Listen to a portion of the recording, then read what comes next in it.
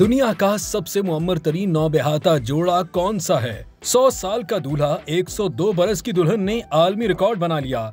कहते हैं मोहब्बत के लिए उम्र की हद नहीं होती, वो किसी भी उम्र में हो सकती है। और इसी की मिसाल हाल ही में सामने आई है जब अमेरिकी रियासत पेंसिल्वानिया के सीनियर लिविंग होम में मिलने वाले 100 साला बर्नी लिटमन और 102 साला खातून मार्जोरी फिटरमैन एक दूसरे की मोहब्बत में गिरफ्तार हो गए और दोनों ने शादी करके दुनिया के मुअम्मर तरीन नौबेहाते जोड़े का गिनीज वर्ल्ड रिकॉर्ड अपने नाम कर लिया। उनकी मुलाकात एक कॉस्ट्यूम पार्टी में हुई जहां दोनों को पता चला कि दोनों एक ही यूनिवर्सिटी से तालीम याफ्ता हैं, लेकिन दोनों की इससे कबल कभी मुलाकात नहीं हुई थी। फिर दोनों की मुलाकातों के सिलसिले के बाद उन्होंने शादी का फैसला किया।